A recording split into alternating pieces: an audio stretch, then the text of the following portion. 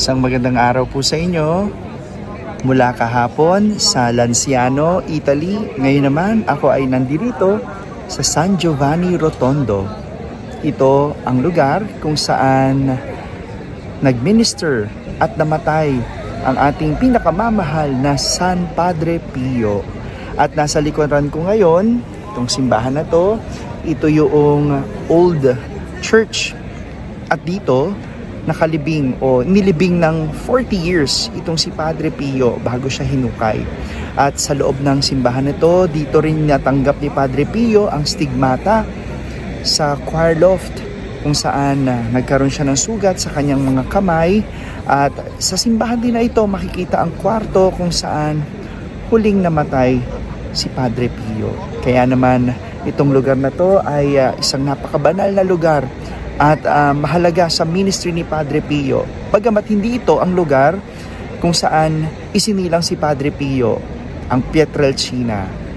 Pero dito makikita natin ang lugar kung saan nakapagtayo si Padre Pio ng malaking ospital para sa mga may sakit. Kung matatandaan natin, si Padre Pio ay nangalaga at nagpagaling ng mga may sakit. Kaya isa rin sa ministry ni Padre Pio ang pagpapagaling sa mga may sakit. At nandito tayo ngayon para muling pasyalan at makita muli ang lugar at mga labi ni Padre Pio. Sa araw na ito, ating pagninilayan ang ating ebanghelyo at ito ay tungkol sa paghingi ng tanda ng mga Pariseyo. Tanda o sign. Humihingi sila ng tanda kay Jesus, bagamat si Jesus nagpakita ng maraming milagro, bagamat si Jesus nagpakita ng maraming kababalaghan. Si Jesus nakapagpagaling ng maraming may sakit.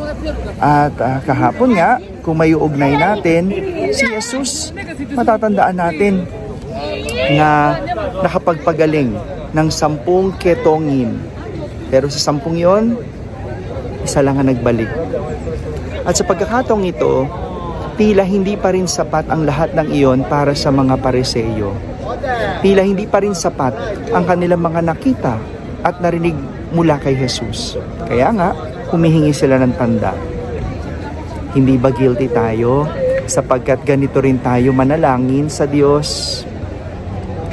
Sa kabila ng lahat ng ibinigay at naipakita ng Diyos sa atin, sa huli, ang hiling pa rin natin tanda o sign.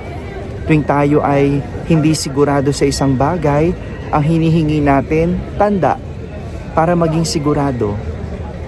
Ang tao, lagi gusto maging sigurado. Para bang hindi pa sapat ang magkaroon ng Diyos?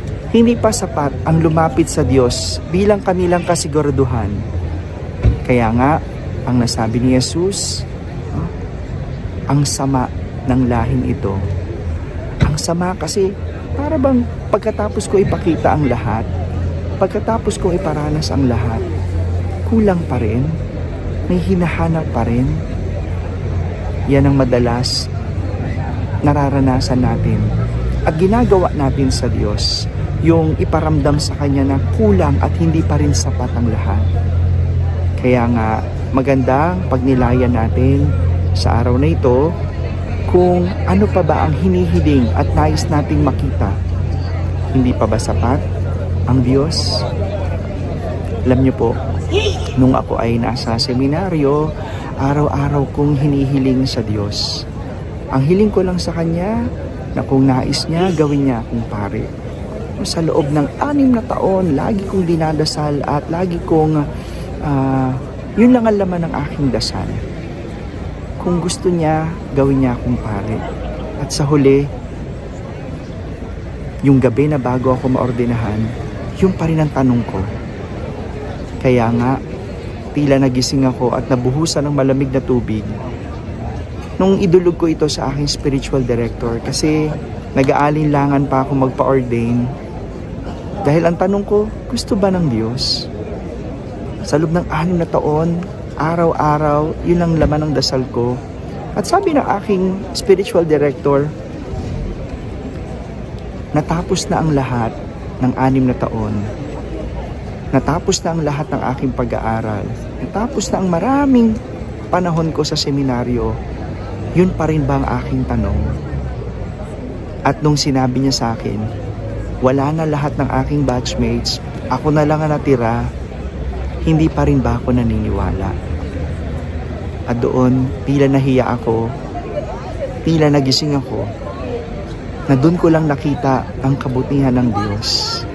Kaya ngayong pari na ako, sa lahat ng mga nangyayari sa akin, pinapaubaya ko lang lagi sa Diyos dahil alam ko at naniniwala ako, sapat ang Diyos sa lahat.